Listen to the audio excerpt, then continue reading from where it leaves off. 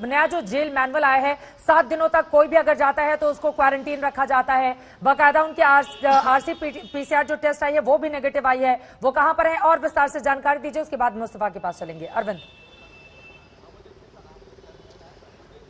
जी देखिए, कल न्यायिक हिरासत में भेजा था सबसे पहले संजय को। वो तस्वीर दिखाएं आपको ऑर्थर रोड जेल की जरा, और मैं ऑर्थर रोड जेल के बारे में बताऊं कि संजय दत्त इस जेल की सलाखों के पीछे रह चुके हैं। ऑर्थर रोड जेल के कसाब रह चुका है, अबू सलेम रह चुका है, तो बड़े बड़े नामचीन लोग और जो गैंगस्टर हैं वो इस जेल में रह चुके हैं। और इसी जेल में अब शाहरुख खान के बेटे आर्यन खान को लगभग 1 बजे लाया गया था। जो चेहरे पर परेशानी है चित्रा, वो साफ साफ दिखाई दे रही थी। हालांकि कल ही जेल में आ जाना चाहिए था, क्योंकि अदालत ने कल ही 14 दिन की न्यायिक हिरासत में तमाम 8 आरोपियों को भेजा था, लेकिन के तीनों एप्लीकेशंस, बेल एप्लीकेशंस रिजेक्ट हो चुकी है। धन्यवाद। तिन्ही बेल एप्लीकेशन जी आज कोर्टापुढे होती त्याची डिटेल्ड सुनवाई झाली आणि कोर्टाने आता जे डिसिजन दिलं आहे तिन्ही बेलची याचिका कोर्टाने नामंजूर केलेली आहे।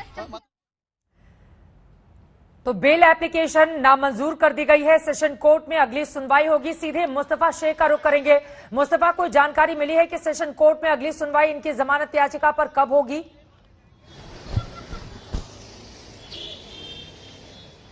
जी देखिए, अब ये आरोपी हैं जिनकी बेल रिजेक्ट हुई है, उन्हें सेशंस कोर्ट ही अगला ऑप्शन है। अब इसमें 2 तरीके हो सकते हैं, जैसे कि अरबाज मर्चेंट के जो वकील हैं तारक सैयद, उन्होंने साफ तौर पर कह दिया है कि वो सेशंस कोर्ट में कल बेल अप्लाई करने वाले हैं, जबकि आर्यन खान के जो वकील है सतीश मनशिंदे, उन्होंने अभी तक इस बात की कंफर्मेशन नहीं दी है। तो इसमें एक दूसरा पहलू ये है, तो क्या जो आर्यन खान के वकील हैं वो सेशंस कोर्ट में भी बेल रिजेक्ट हो, इसकी पॉसिबिलिटी कम करने के लिए हो सकता है कि वो जो अरबाज मर्चेंट है उसकी बेल एप्लीकेशन की सुनवाई तक रुकेंगे। उसके बाद अगर उसकी बेल एप्लीकेशन मंजूर हो जाती है सेशंस कोर्ट में, तो बाय डिफॉल्ट आर्यन खान को भी बेल मिल जाएगी, क्योंकि सेम केस के सेम सेक्शन के आरोपी हैं।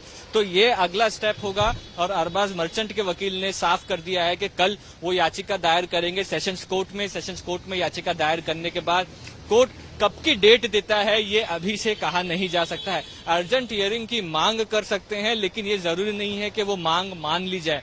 अब ये केस एक रूटीन प्रोसीजर के तहत चला गया है, जिसमें अब जब कल सेशंस कोर्ट में बेल की अर्जी दायर होती है, उसके बाद सेशंस कोर्ट फिर से एनसीबी को इस केस में अपना रिप्लाई दायर करने के लिए कहेगा। और वहां पर भी जिस तरह से मजिस्ट्रेट कोर्ट में आर्ग्यूमेंट्स हुए हैं, वहां पर भी सेम आर्ग्यूमेंट्स होंगे। उसके बाद सेशंस कोर्ट देखेगा कि केस में कितना मेरिट है और प्रीवियस जो केस प्रेसिडेंट्स है ऐसे केसेस के लिए, ऐसे सेक्शंस के लिए वो क्या है। अगर उस केस में सेक्शंस में बेल रेगुलरली सेशंस कोर्ट में मिलती होगी तो इसमें भी मिल जानी चाहिए। हमारी जहां तक जानकारी है, ऐसे केसेस में जब जुडिशियल कस्टडी होने के बाद बेल मिल जाएगी, लेकिन ये मजिस्ट्रेट कोर्ट ने साफ कर दिया है कि बेल लेने का जो सही माध्यम है, जो सही प्लेटफॉर्म है, वो स्पेशल एनडीपीएस कोर्ट यानी कि सेशंस कोर्ट है, ना ही के मजिस्ट्रेट कोर्ट।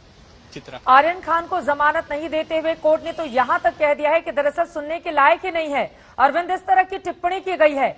अब आगे क्या होगा इस पूरे मामले में? सेशन कोर्ट कब मूव किया जाएगा? सभी की नजर इस बात पर ही टिकी हुई है, क्योंकि फैमिली वाले हों चाहे उनके जितने भी वकील हों, उन लोगों की यही कोशिश है इस कोर्ट से उस कोर्ट लगातार वो लगे हुए हैं ताकि जल्द से जल्द जमानत हो। लेकिन वो कौन कौन सी बड़ी बातें हैं जो लगातार आर्यन खान के खिलाफ जारी हैं, जिसकी वजह से उनको जमानत नहीं मिल पा रही है? अरविंद जी चित्रा, मैं सबसे पहले तो ये बताऊं कि देखिए, कल नारकोटिक्स कंट्रोल ब्यूरो की टीम को झटका लगा था क्योंकि वो कस्टडी की मांग कर रहे थे, लेकिन आज कहीं ना कहीं आर्यन खान समेत जो तमाम आरोपी हैं उनको झटका लगा, क्योंकि नारकोटिक्स कंट्रोल ब्यूरो ने अपना पॉइंट स्ट्रांग रखा है। अदालत ने रिप्लाई मांगा था जब बेल की अर्जी दाखिल की गई थी, तो रिप्लाई दिया नारकोटिक्स कंट्रोल ब्यूरो की टीम ने। नारकोटिक्स कंट्रोल ब्यूरो की टीम का कहना है कि अभी जांच जारी है और इसमें कई आरोपी ऐसे हैं जो काफी इन्फ्लुएंसर हैं, जो अपना प्रभाव रखते हैं। ऐसे में जांच के साथ छेड़छाड़ की जा सकती है, इसलिए जमानत नहीं दी जाए।